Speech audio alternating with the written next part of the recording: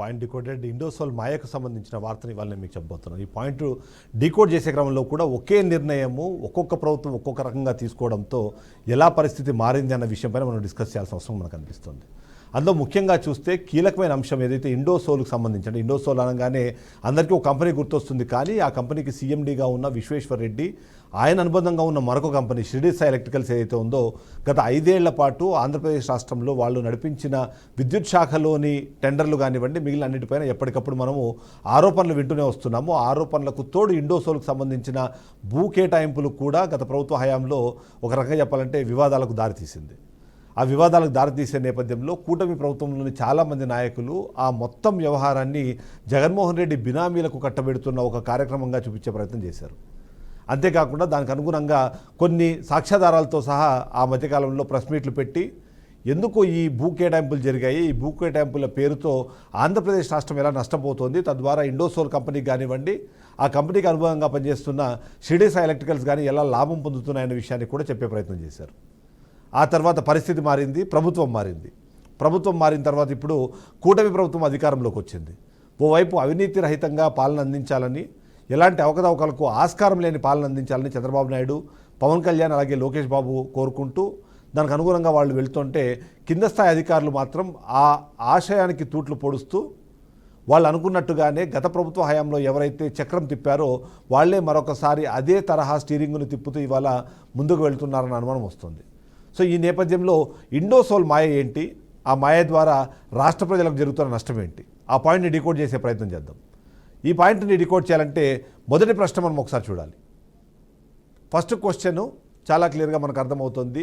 ఇండోసోల్తో AP ప్రభుత్వానికి ఉన్న అవగాహన ఏంటి అన్నది మనము మాట్లాడాలి.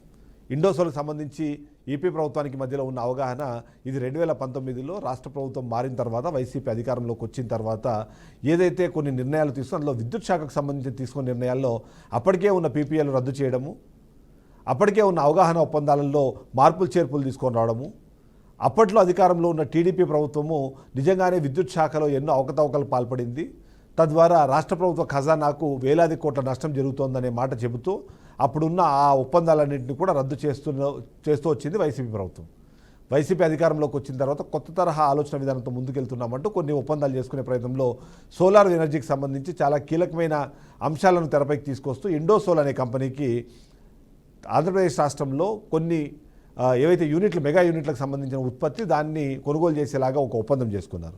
అందులో భాగంగానే నెల్లూరు జిల్లా, అంటే ఇప్పుడు ఉన్న ఉమ్మడి నెల్లూరు జిల్లా, ప్రకాశం జిల్లా ఏదైతే ఉందో ఆ బార్డర్లో ఉన్న ప్రాంతాన్ని సెలెక్ట్ చేసి అక్కడ 76,800 కోట్ల రూపాయల పెట్టుబడితో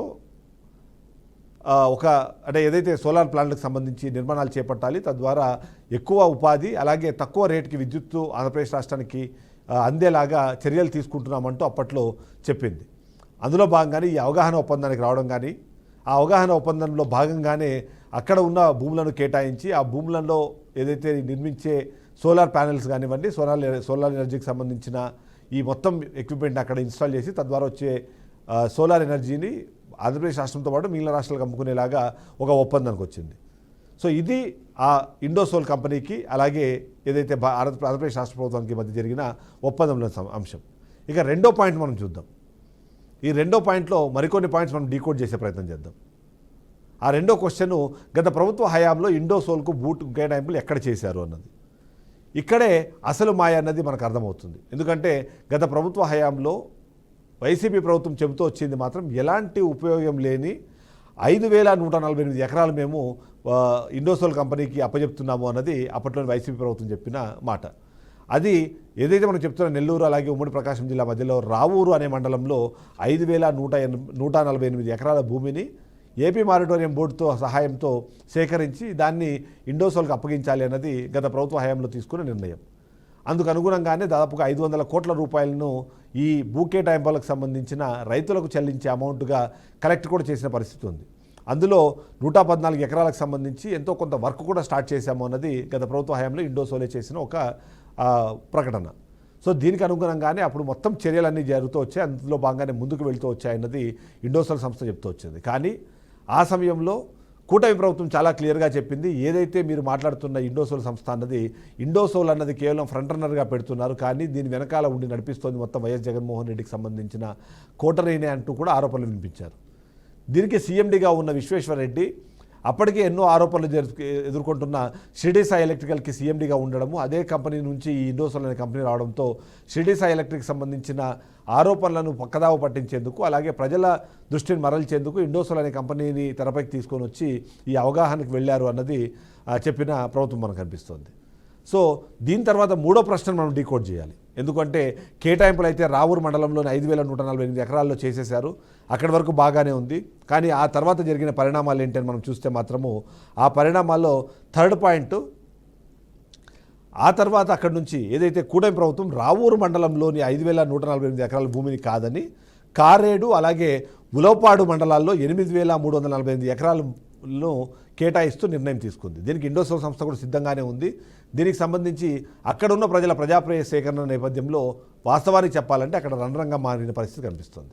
అందులో వైసీపీ ఎప్పటికప్పుడు కూటమి గతంలో చేసిన ఆరోపణలను వినిపిస్తూనే ఇప్పుడు కూటమి ప్రభుత్వం ఎందుకు ఇండోసోల్కు సంబంధించిన ప్రాజెక్ట్ని కంటిన్యూ చేస్తోంది అనే ఆరోపణలు చేసే ప్రయత్నం చేసింది, ఆ విమర్శలు వినిపించే ప్రయత్నం చేసింది.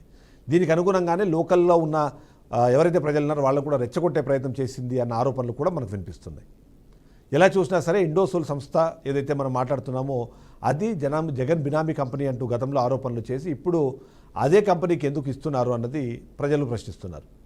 ఆ ప్రశ్నించే క్రమంలో కూడా గతంతో పోలిస్తే ఇప్పుడు ఉలవపాడు మామిడికి సంబంధించి అంటే అక్కడ పంటలు వచ్చే అవకాశం ఉన్న నేపథ్యంలో పంటలు పండే భూమిని ఇస్తున్నారంటూ కూడా కొంతమంది విమర్శించారు. ఈ కూటమి ప్రభుత్వం ఈ నిర్ణయం ఎందుకు తీసుకుంది అన్న ప్రశ్నకి మనము కారణాలు వెతికితే మాత్రం వైసీపీ అధికారంలో ఉన్నప్పుడు ఏదైతే అంతకుముందు టీడీపీ అధికారంలో ఉన్న నేపథ్యంలో తీసుకునే నిర్ణయాలను పునఃసమీక్షిస్తున్నాము అనే పేరుతో చాలా ఒప్పందాలని రద్దు చేసి ఇన్వెస్టర్లు ఆంధ్రప్రదేశ్ రాష్ట్రానికి రాకుండా ఆపుతున్నారు అన్న ఆరోపణలు కూడా మన గతంలో వినిపించాయి.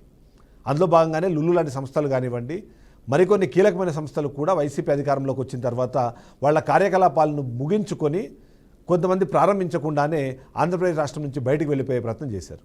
అందులో మనం చూస్తే అమర్రాజా లాంటి పెద్ద పెద్ద కంపెనీస్ కూడా అప్పుడు ఆ ఇష్యూలో భాగస్వామిగా మారారు.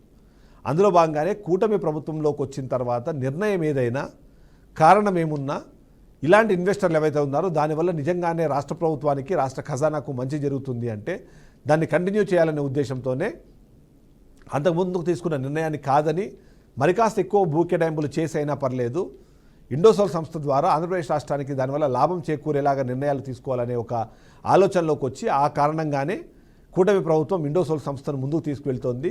ఇందులో ఏదైతే బినామీలకు సంబంధించి కానివ్వండి, గత ప్రభుత్వంలో జరిగిన ఆరోపణలకు సంబంధించి అప్పుడు జరిగిన అవకతవకలకు సంబంధించిన షిరిడి సాయి ఎలక్ట్రికల్స్ని ఒకవేళ నిజంగా శిక్షించాలన్నా ఇండోసోల్ సంస్థ ద్వారా దాన్ని సాధించాలన్న ఆలోచన చేయట్లేదు అన్నది కూటమి ప్రభుత్వం చెప్తూ వచ్చింది. సో ఆ విధంగా చూస్తే నిర్ణయాలు తీసుకునేది ఏ ప్రభుత్వమైనా అది ప్రభుత్వమే, పార్టీ కాదు. కాబట్టి ఆ పార్టీ మారినంత మాత్రాన, ఆ ప్రభుత్వం దిగిపోయినంత మాత్రాన రాష్ట్రానికి మంచి జరిగే అవకాశం ఉందన్న ప్రాజెక్టులను ఎట్టి పరిస్థితుల్లోనూ నిర్వీర్యం చేయమంటూ కూటమి ప్రభుత్వం చేసిన ఒక సిగ్నేచర్ లాగానే మనం దీన్ని చూడాల్సి వస్తుంది. దీనికి అనుగుణంగానే ఇక నెక్స్ట్ పాయింట్ చూద్దాం. మనం ఏ నిర్ణయం తీసుకున్నారు ఇవన్నీ ఉంది. ఇప్పుడు నిజంగానే గతంలో విమర్శించిన కూటమి ఇప్పుడు ఇండోసోల్కు సహకరిస్తోందా అన్న ఒక ప్రశ్న ఉత్పన్నమవుతున్న నేపథ్యంలో ఖచ్చితంగా సహకరిస్తోంది అని చెప్పాలి. ఎందుకంటే అప్పుడు చేసిన ఆరోపణల నేపథ్యం కానివ్వండి, అప్పుడు చేసిన ఆరోపణలకు సంబంధించిన ఆధారాలు కానివ్వండి, ఇప్పటికీ కూడా కూటమి ప్రభుత్వం అదే బాట కట్టుబడి ఉంది. అదే సందర్భంలోనే అవినీతికి ఆస్కారం లేకుండా గత ప్రభుత్వ హయాంలో కేటాయింపులు జరిగే నేపథ్యంలో కూడా జరిగిన ఆ అవినీతికి ఈసారి తావు లేకుండా చాలా ట్రాన్స్పరెంట్గా ఈసారి భూ కేటాయింపులు జరపడం కానివ్వండి, ఈ భూ కేటాయింపులకు సంబంధించిన సేకరణను కూడా ప్రభుత్వమే దగ్గరుండి చేయించడము, గ్రామ సభలు నిర్వహించి అక్కడ వాళ్ళకున్న అనుమానాలను నివృత్తి చేసి మరీ ఇండోసోల్ సంస్థను ముందుకు తీసుకెళ్తున్న పరిస్థితి మనకు కనిపిస్తుంది. ఏది ఏమైనా ప్రభుత్వం మీద ఇప్పుడున్న మరకలో చాలా కీలకమైన అంశము వినిపిస్తున్న విమర్శల్ని కూడా ఒకసారి మనం చూడాల్సిన అవసరం ఉంది.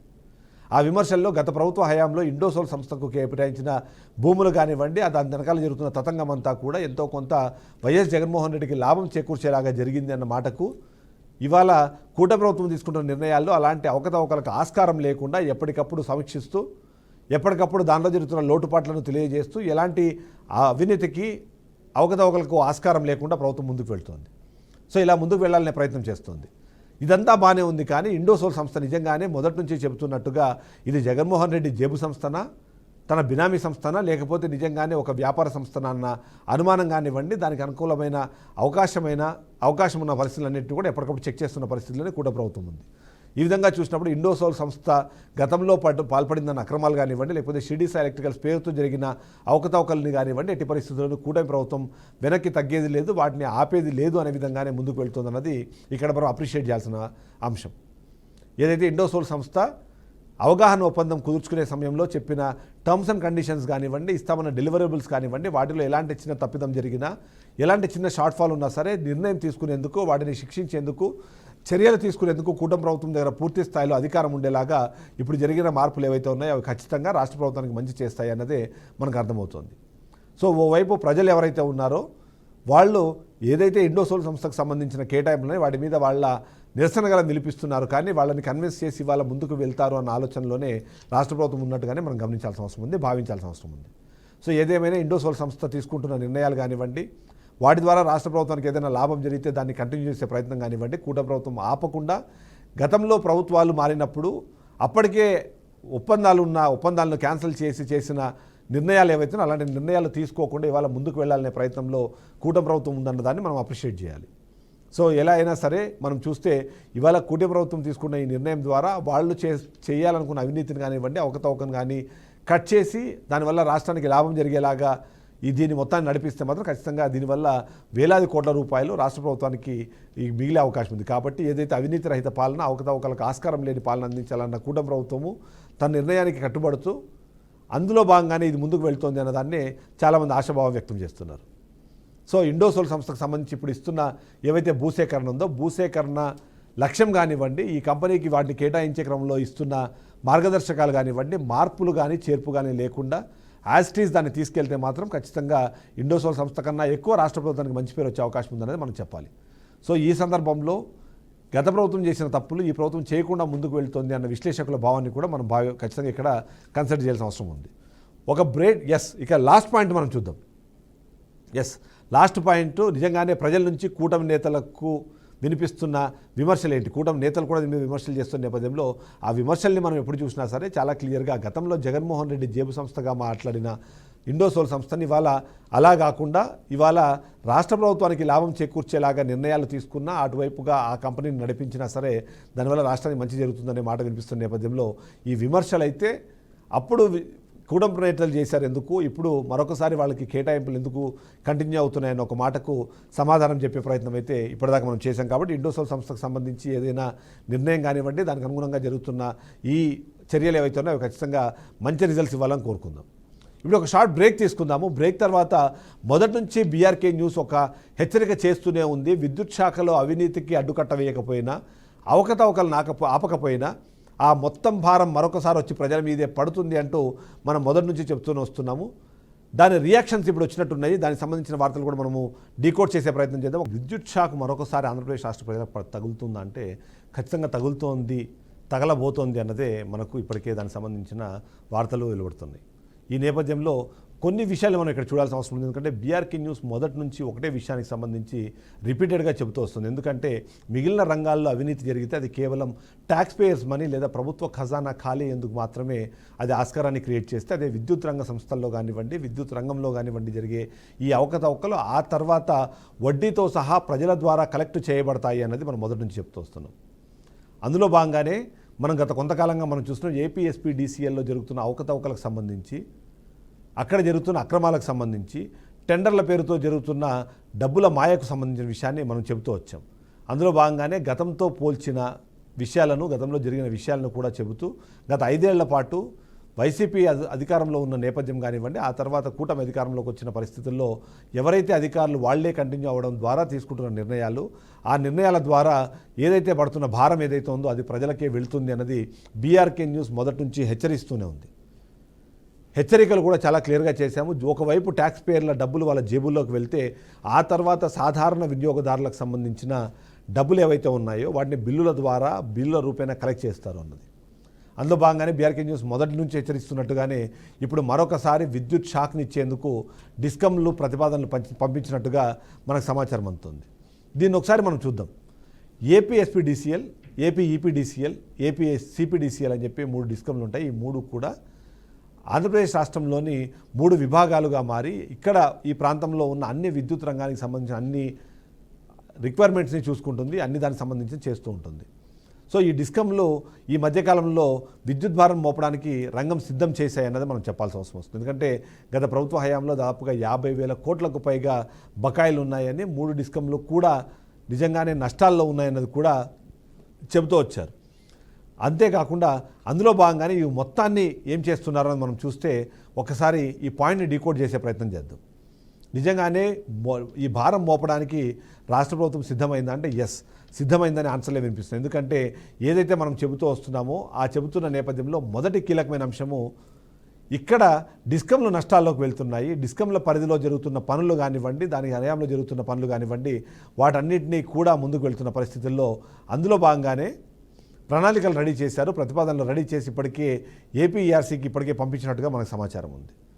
ఈ దానికి మనం గతంలో హెచ్చరించిన నేపథ్యంలో ఏంటి ఆ లింక్ ఏమైనా ఉందన్నది ఒకసారి మనం పాయింట్ చూస్తే ఎందుకు అంటే ఖచ్చితంగా ఉంటుంది. ఎందుకంటే ఈ 3 డిస్కంలు ఏవైతే ఉన్నాయో వీటి హయాంలో వీటి పరిధిలో జరుగుతున్న విద్యుత్ వర్క్లు, ఆ పనులు చేసే నేపథ్యంలో జరుగుతున్న అవకతవకలు, వాటి వెనకాల నడుస్తున్న అవినీతి తతంగం, ఇవన్నీ ఒక అంశం అయితే వీటన్నిటికన్నా ముఖ్యమైన అంశం మనం మొదటి నుంచి హెచ్చరిస్తున్నట్టుగా అసలు ఎక్కడా దేశంలో ఎక్కడా లేని రేట్లు మాత్రం ఆంధ్రప్రదేశ్ రాష్ట్రంలో ఉండడము. చిన్న వెడ్జ్ కనెక్టర్ నుంచి స్టార్ట్ చేస్తే పెద్ద ట్రాన్స్ఫార్మర్ల వరకు, చిన్న పోల్ నుంచి స్టార్ట్ చేస్తే కండక్టర్ల వరకు ప్రతి ఒక్కరికి కూడా డబల్ నుంచి ట్రిపుల్ రేట్లతో ఇక్కడ ప్రతిపాదనలు సిద్ధం చేసి వాటిని కొనుగోలు చేసి మరి ప్రజలకు మేము అందిస్తున్నామనే మాట చెప్తున్నారు. అలా ప్రతి టెండర్లోనూ దాదాపుగా 40 నుంచి 50% ఎక్కువ రేట్లకు వాటిని కొనుగోలు చేసి వాటిని నమ్మిన పరిస్థితుల్లో వాటిని ఇప్పుడు ప్రజల మీద భారంగా మరొకసారి మారుతున్న పరిస్థితి కనిపిస్తుంది. నిజంగానే దీనికి అవినీతికి లింక్ ఉందా అని ఒక ప్రశ్న కూడా మనకు కనిపిస్తుంది. ఖచ్చితంగా అవినీతికి లింక్ ఉంది. ఎందుకు లింక్ ఉంది అంటే ఏదైతే మనం చెబుతున్నట్టుగా అసలు సంబంధం లేని వర్కులు, అవసరం లేని వర్కులు, లేని రిక్వైర్మెంట్లు వాటన్నింటినీ సృష్టించి వాటి ద్వారా కోట్లాది రూపాయల కొనుగోళ్లు చేసి వాటిని ఉపయోగించకుండా మూలన పడేయడమో లేకపోతే వాటిని ఉపయోగించే క్రమంలో కేవలం రిపేర్లతో సరిపోయే ట్రాన్స్ఫార్మర్లను కూడా రిప్లేస్ చేసిన పరిస్థితి మనకు కనిపించింది. అందులో భాగంగానే ఇప్పుడు మరొకసారి ఈ అవినీతి జరిగిన నేపథ్యంలోనే డిస్కంలు మరొకసారి నష్టాల్లోకి వెళ్తున్నాయి. కాబట్టి వాటిని బయటపడేయాలన్నా, వాటిని మళ్ళీ ఇంకొకసారి గాడిలో పెట్టాలన్నా విద్యుత్ భారాన్ని మోపక తప్పని పరిస్థితి మనకు కనిపిస్తుంది. సో గత ప్రభుత్వ హయాంలో ఏవైతే జరుగుతున్న అవకతవకలు ఉన్నాయో వాటికి సంబంధించి కూటమి నేతలు ఎప్పటికప్పుడు వాటి మీద ఆందోళన చేశారు, ఆరోపణలు చేశారు, విమర్శించారు.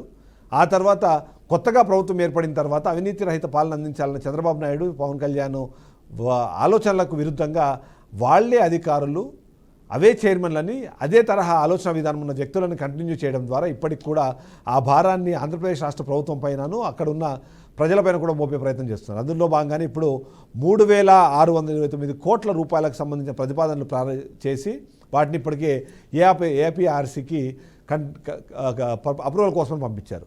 ఒకవేళ నిజంగానే ఆ అప్రూవల్ కానీ ఓకే అయితే ఇప్పుడున్న రేట్లకి తోడు మరొక 40 పైసలు ప్రతి యూనిట్కి రెసిడెన్షియల్ లోను, 60 పైసలకు పైగా కమర్షియల్ లోను పెరిగే అవకాశం మనకు కనిపిస్తుంది. అలా చూస్తే మాత్రం ఆ ప్రజల మీద భారం అన్నది మరొకసారి పెరిగే అవకాశమే అక్కడ చాలా క్లియర్గా కనిపిస్తుంది. ఈ నిజంగానే ఈ అవినీతిని అరికట్టకపోతే, ఈ అవినీతి అరికట్టని నేపథ్యంలో అది అడుదిరిగి వినియోగదారుల మీదనే వస్తుందని మనం చెబుతూ వచ్చాం. అదే మరొకసారి కరెక్ట్ అయిందని మనం చెప్పాలి. ఎందుకు ఈ మాట చెప్తున్నాము అని అంటే మనం మొదటి నుంచి చెప్తున్నాము, గత ప్రభుత్వ హయాంలో ఏవైతే జరిగిన అవకతవకలకు సంబంధించి విమర్శలు వినిపించినాయో ఆ విమర్శలను ఇవాళ తట్టుకొని నిలబడి ఆ విమర్శలకు దిడుగా సమాధానం చెప్పాల్సిన కూటమి ప్రభుత్వము ఇప్పుడున్న అధికారులు తీసుకుంటున్న నిర్ణయాలు కానివ్వండి, వాళ్ళు చేస్తున్న చర్యలు కానివ్వండి, దానివల్ల ఇవాళ అభాసు పాలవుతోంది అన్నదైతే చాలామంది విశ్లేషకులు భావిస్తున్నారు, చెబుతున్నారు. సో ప్రభుత్వం వెంటనే ఏం చేయాలి అన్న ప్రశ్న కూడా మనం ఒకసారి సమాధానం వెతికే అవసరం అయితే ఉంది. ప్రభుత్వం వెంటనే చేయాల్సిన పని ఏంటి అంటే ఎవరైతే ఈ అవినీతి అధికారులు ఉన్నారో, ఈ అక్రమాలకు ఆస్కారం కలిగేలాగా తీసుకున్న నిర్ణయాలు ఉన్నాయో ఆ నిర్ణయాలన్నింటినీ పునఃసమీక్షించి గతంలో చేసిన వర్క్లైనా పర్లేదు, వాటికి అనుగుణంగా అప్పుడు తీసుకున్న నిర్ణయాలు తీసుకునే క్రమంలో ఎక్కువ రేట్లకు కొన్న ట్రాన్స్ఫార్మర్ల దగ్గర నుంచి ప్రతి ఒక్క పరికరానికి సంబంధించిన ఒరిజినల్ రేట్లను ఇవాళ రివీల్ చేసి ఆ మిగిలిన అమౌంట్ని ఏదైతే రెవెన్యూ రికవరీ కింద కలెక్ట్ చేయకపోతే మాత్రం రాష్ట్ర ప్రభుత్వము దానివల్ల నష్టం జరగడంతో పాటు అభాస్ పాలయ్యే అవకాశం కూడా కనిపిస్తోంది అన్నదే విమర్శకులు చెప్తున్నారు. కాబట్టి ఎట్టి పరిస్థితుల్లోనూ ఏదైతే గత ప్రభుత్వ హయాంలో జరిగిన ఆ అవకతవకలు వాటన్నింటిని ఇప్పుడు కంటిన్యూ చేయకుండా ఉండాలి అన్నా, అవి జరగకుండా ఆగాలి అన్నా ఖచ్చితంగా ఆ అవినీతి అధికారులను ఇంటికి పంపించాల్సిన అవసరం ఉంది అన్నదే కనిపిస్తోంది. సో కేవలం ఒకరిద్దరు కాదు, చాలామంది ఇలాంటి అవినీతి అధికారులు ఉన్నారు. వాళ్ళు ప్రభుత్వానికి చెడ్డ పేరు తెస్తున్నారు కాబట్టి ఆ చెడ్డ పేరు రాకుండా ఉండాలంటే ప్రభుత్వం కళ్ళు తెరవాలి అన్న విషయమే బీఆర్కే న్యూస్ మొదటి నుంచి చెబుతూ వస్తుంది. అధికారులు చెబుతున్న మాయమాటలు, అధికారులు చేస్తున్న ఏదైతే ఆ మాయాజాలం ఉందో ఆ మాయాజాలం మాయలో పడకూడదు అన్నదే బీఆర్కే న్యూస్ మొదటి నుంచి ప్రభుత్వానికి చెప్తున్నమాట. ఇక్కడ ఏపీఈఆర్సీ నిజంగానే అప్రూవల్ ఇచ్చింది అంటే ఇప్పటికే పడుతున్న ఏదైతే జేబులకు పడుతున్న చిల్లుకు తోడు మరికాస్త భారం అయితే ప్రజల మీద పడే అవకాశమే కనిపిస్తుంది. దీని నుంచి బయటపడాలి అంటే ఖచ్చితంగా అవినీతి అధికారులను ఇంటికి పంపించడంతో పాటు గతంలో జరిగిన నిర్ణయాలు, తీసుకున్న వర్కులు, టెండర్లు వాటి మీద కూడా సమీక్ష జరగాలి. వాటి మీద అవసరమైతే ఇన్వెస్టిగేషన్ చేసి వాటి ద్వారా జరిగిన నష్టాన్ని పూడ్చుకునేందుకు అవసరమైన చర్యలకు వెంటనే ప్రభుత్వం పూనుకోవాల్సిన అవసరం మనకు కనిపిస్తుంది. ఏంటి ఈ ఈపీఆర్సీకి ఇచ్చిన ప్రతిపాదన ఏంటి, ఆ ప్రతిపాదన ద్వారా ప్రజలకు ఏమొస్తుంది అనేది అయితే మనం మాట్లాడుకున్నాం. వీటికి కారణాలు కూడా చాలా క్లియర్గా అవినీతి అధికారులు చేస్తున్న ఈ ఏదైతే అక్రమార్జన ఉందో దాని కారణంగానే ఇవాళ ప్రజల మీద భారం పడుతుంది. ఆ భారం నుంచి ప్రజలు బయటపడాలన్నా, ఆ భారం మరొకసారి ప్రజల మీద పడకుండా ఉండాలన్నా సరే తీసుకోవాల్సిన నిర్ణయం మాత్రం ఖచ్చితంగా ప్రభుత్వం చేతుల్లో ఉంది. ఆ ప్రభుత్వం తీసుకునే క్రమంలో ఈ అధికారుల మధ్యలో వాళ్ళను ఏమారుస్తున్నారు, వాళ్ళకి అసలు నిజాలు తెలియకుండా ఆపుతున్నారు అన్న ఒక భయం అయితే, అలాంటి అనుమానం కూడా చాలామంది ఉన్న నేపథ్యంలో వాటి నుంచి బయటపడాలి అన్నదే మనం కోరుకోవాలి. సో విద్యుత్ షాక్ ఇచ్చేందుకు ఏపీ డిస్కంలు రెడీ అయిన నేపథ్యంలో ఆ షాకు నుంచి ప్రజలు తప్పించుకోవాలి అంటే అవినీతికి ఆస్కారం లేని ఆ నిర్ణయాలు జరగాలి. ఆ నిర్ణయాల ద్వారా ప్రజల మీద పడుతున్న భారం తగ్గాలి అన్నదే బీఆర్కే న్యూస్ ఉద్దేశం.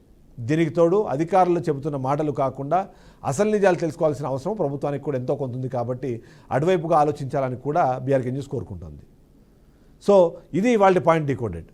నెక్స్ట్ పాయింట్ డీకోడెడ్తో మళ్ళీ కలుద్దాం. Stay tuned to BRK news, Telugu సత్తా.